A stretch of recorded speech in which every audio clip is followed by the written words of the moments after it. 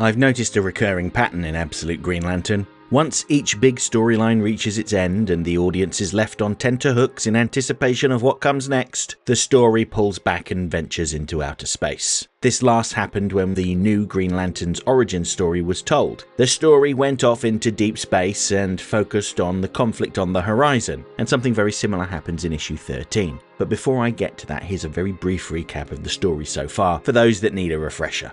The important thing to note is that in the Absolute Universe, their Green Lanterns are not members of a cosmic police force. They're not governed by the Guardians of the Universe, and there is no emotional spectrum of light. Instead, light functions as a philosophical system with different paths representing stages of enlightenment. Chaotic action, restraint, correct action, and total understanding. It's a fitting foundation for a universe shaped by Darkseid, where power is not granted by authority, but justified through ideology.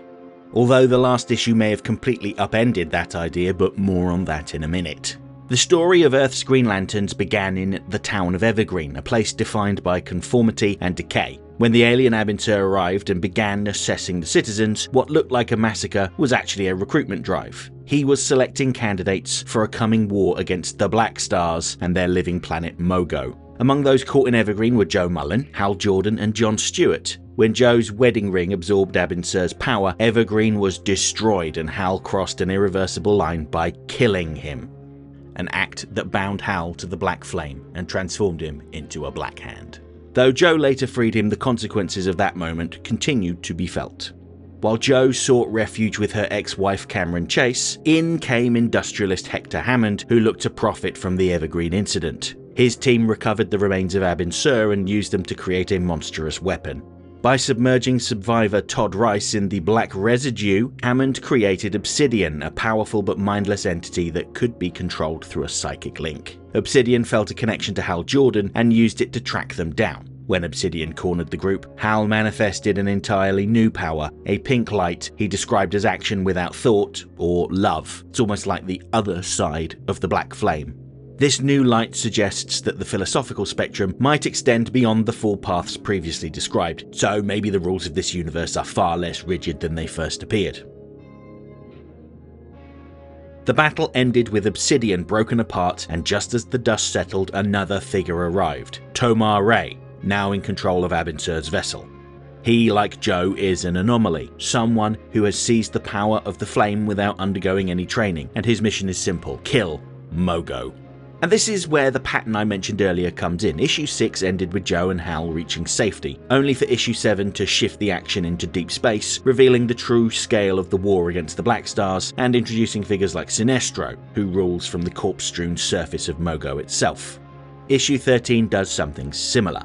The Obsidian conflict ended, the pink flame was revealed, and just as the immediate danger passed, the narrative left the main characters behind entirely. The story now shifts to the distant world of Rann, which is a Black Star outpost at the very edges of their influence. Sinestro contacts the overseer of the planet, one of his minions, who is trying to recruit more Black Stars. Sinestro notes that he was aware of Joe and wasn't that concerned about a single anomaly, but he knows that Tomar-Re has teamed up with her, which could be trouble. They're currently heading towards Rann and intend to use the planet's moon to slingshot towards Mogo. This is the perfect opportunity to strike while they least suspect it. So the Overseer is told to stop what he's doing, which isn't very much, and round up all of the Black Hands he has to destroy the Green Lantern before it leaves their system. The issue is that there are only 2 Black Hands on the planet. Their recruitment drive hasn't actually been all that successful. Now, at first I thought that this Overseer might be the absolute version of Adam Strange. In the mainline comics, he's a human scientist that was caught in a Zeta beam, which transports him to the planet Rann. After a set period of time, the beam blasts him back to Earth, so he's basically a man living between 2 worlds. But this Overseer is not Adam Strange. He is a visitor to the world, Rack Shade, and he talks about how he had once been a poet, but now he's a loyal soldier in Sinestro's army. His loyalty was achieved through surgical means, with a laser that carves out part of his brain to remove his compassion and empathy. This leaves him and the other Black Stars on the planet with a distinctive star-like scar on their foreheads. And then I remember the distinctive star-shaped craters on Mogo and all the possibilities. They claim to be logical and make decisions without emotion, but they are brain damaged, which feels like some apt commentary. The one thing of note is that they use a machine that alters perceptions to make their targets see them as monsters or things that they fear. So they look very different depending on who is looking at them. More thinly veiled commentary that I'm totally here for. Before Shade can head off on his mission, he has one other appointment, and that's with the scientist Sardath, who is brought in for questioning. He claims that he was just experimenting with a communication beam, the Zeta beam, and thought it could be useful. The Black Stars don't believe him and view it as an act of subversion. They want to know who he was trying to contact, and it was actually his daughter Alana, who had been part of the rebellion. When they were caught, they were cast off into the Zero Zone, another dimension where prisoners are left to suffer for eternity. And this sounds very much like the Phantom Zone from the mainline universe, but there is a difference. Contacting those in the Zero Zone causes madness. Sardath confesses that yes, he was looking for Alana. He had no idea what happened to her, he just wanted closure. Well, he got his closure, as it transpires that Alana was visited by the sacred laser, so to speak, and she is now a Black Star. To demonstrate how far gone she is, Shade orders her to execute her father, and she complies. When the pair head to Sardath's lab, they find that his Zeta beam is still running, and true to form, it has an unintended side effect. It brings someone to Rann. But this isn't Adam Strange. In fact, I think she is an original character. Her name is Emily Hawke, OSS Agent Zero. In the real world, the Operations of Strategic Services was an American spy agency formed during World War II, and the fact that Hawke is designated Agent Zero suggests that she is the first member. So in summary, she's a Nazi smasher who found herself trapped in the Zero Zone and is now on an alien planet billions of miles away, years in the future, and has come face to face with space fascists.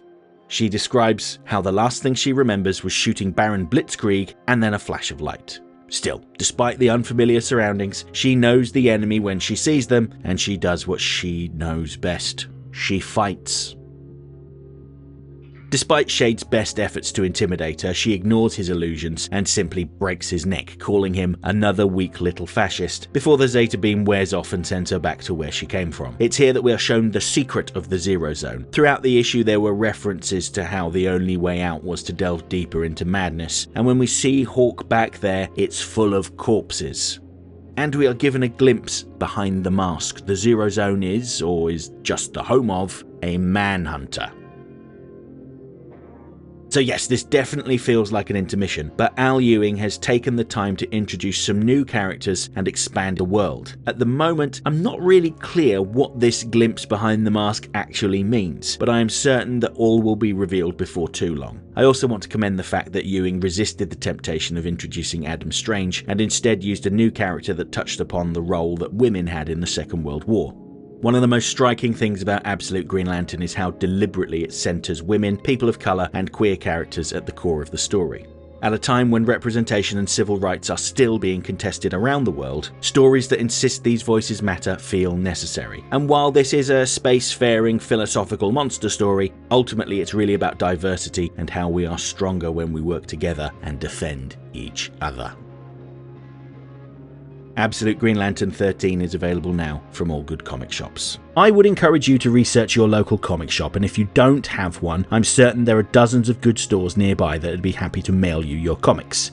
If you're opposed to the idea of cluttering up your home with comic books, then you can get this one digitally from places like Amazon as well as Neon Ichiban. Personally, I prefer physical comics, but I do like the convenience of having thousands of comic books accessible from my phone. But you do what works best for you.